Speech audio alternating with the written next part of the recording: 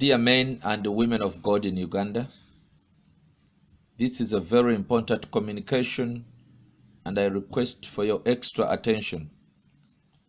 I am Apostle Umar Mulinde. We must make the record straight that no pastor is opposing education and registration or transparency. Most of our churches are already registered. A great number of pastors are highly educated than what many people may think. A man without the Holy Spirit is purely incompetent to draft a policy for a spirit-filled, tongue-busting, demon-chasing Balokole movement. The policy stands on a very erroneous premise, a biased sectarian attitude, undermining the reality that Balokole churches are doing more good than harm. Accepting that kind of policy will be a blind approval to the unfair blanket accusations. If there is a certain Balokole who has broken the law, then get him or her arrested and charged. But it's unfair to condemn the whole Balokole faith for offenses committed by an individual. Generalizing is very wrong. Ugandan pastors are therefore victims of negative propaganda. Try this simple exercise. Get a paper and list down those you think are true pastors, and on the other side, list the fake ones. You're going to be surprised to find that as true pastors are in thousands, you cannot produce 20 fake pastors on your list. Yet fake news is portraying a very wrong picture, as if most pastors are fake. Things are not just happening. There is a lot of systematic propaganda orchestrated by those who for long thought that someday Balokole faith will cease to exist in Uganda. So we face this anti-Balokole sentiment within some government officers, security, and across the mainstream media. We live in an evil generation where a lie spoken 1,000 times ends up being regarded to be the truth. Why are they not talking about the amazing humanitarian services we offer to communities in building schools, hospitals, changing characters of perverted young people, such incredible life-transforming work, even creating a lot of jobs, given that some of our pastors are at the same time local investors employing thousands of Ugandans?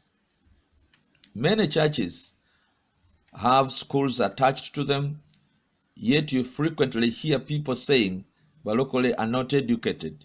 Really? How can we establish schools and oppose education at the same time?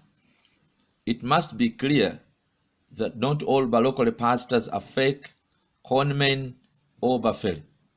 Many pastors are respectable men and women doing a honorable work of feeding God's people without earning any government money, but faithfully striving to make Uganda safe and prosperous.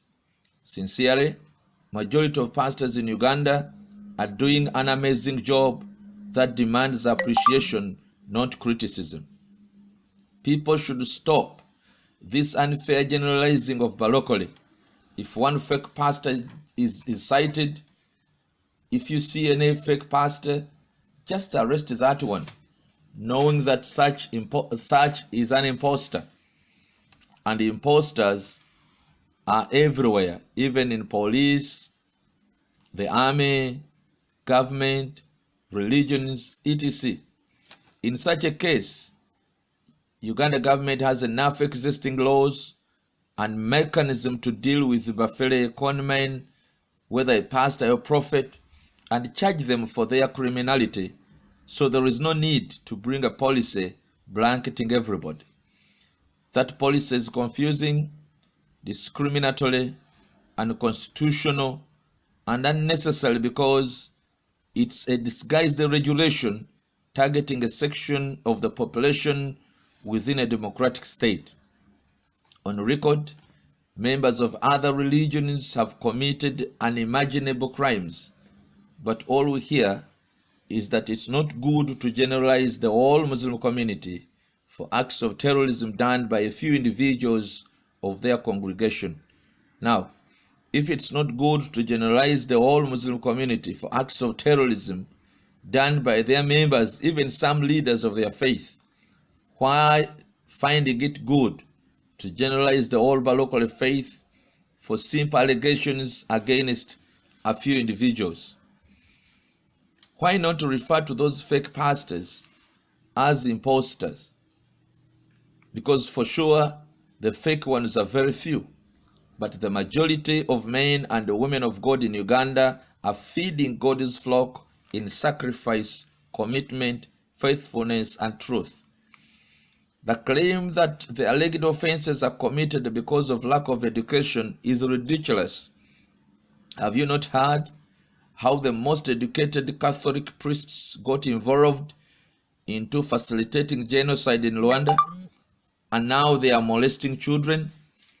It's internationally well spread in the news that a great number of Catholic priests were convicted of molesting children, rapidly creating a global crisis for the Catholic Church. Over many decades, priests and lay members of the Catholic religious order in the Roman Catholic Church had sexually abused children, principally boys, on such a large scale that the accusations reached in 2000s. The issue of child sexual abuse by Roman Catholic priests was first published in 1985 when a Louisiana Catholic priest pleaded guilty to 11 counts of molestation of young boys. I have viewed Lokodo's claims and found that he is hiding into one thing to achieve something else. Balokole Churches, our operations have physical and spiritual aspects. Whereas we might plan for the physical, the spiritual aspect of our operations cannot be amended.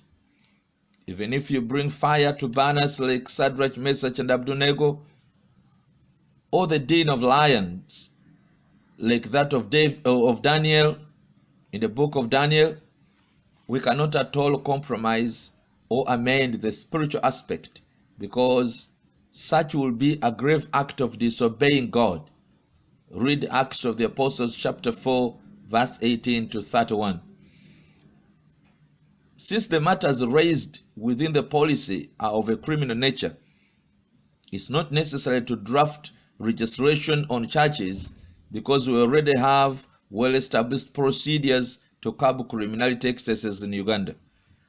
Accepting that kind of policy will be an approval to unfair blanket accusations against Balokole faith. To those pastors who are tempted to support this policy, I have a message for you.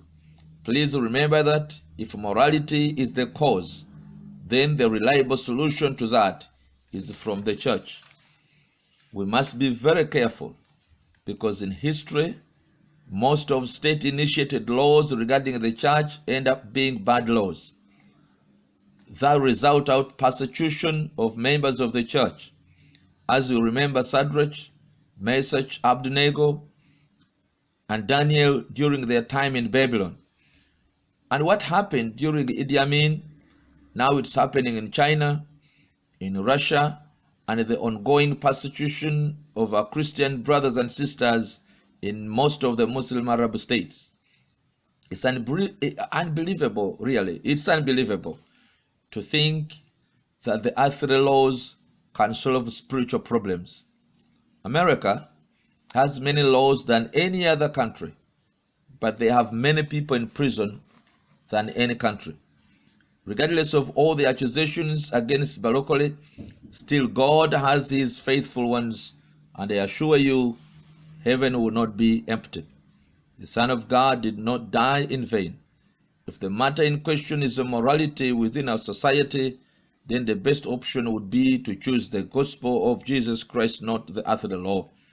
If morality is failing, The church has better solutions than government laws. It will beat the mind of any committed Christian to hear that Ugandan men and women of God are busy running to the world to get answers for the problems of the church. We are sending this clear message that if you impose a church policy that contradicts our well-set biblical teachings, then we have a biblical and a constitutional right to reject it. Individual human rights, freedom of worship, expression, and conscience are clearly stipulated within the 1995 Constitution of the Republic of Uganda. We find that Ugandan sorcerers, night dancers, witch doctors, with all their confusion, divisions, and atrocities committed within their shrines, including but not limited to the child sacrifices, still, government is yet to impose any policy on them. Instead, it allowed them to regulate themselves. What is happening here is no absence of laws to address these issues. Currently, Uganda has laws to handle any form of criminality, but even before applying any, now they are bringing a selective one to target us. We freely advise you to avoid this grave mistake.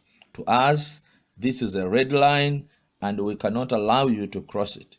It's the church which is supposed to guide government, not government guiding church. As an alternative, this can be an alternative, and it can serve us better. We have to outright reject this policy. Number two, embark on a nationwide genuine policy or process. Embark on a nationwide genuine process of unity so that we stop being fragments. Number three, regulate ourselves. Number four, teach the government who we are, our practices, and worship procedure. It's very dangerous to allow the state interfering in the affairs of the church. For God and my country, thank you all. Shalom.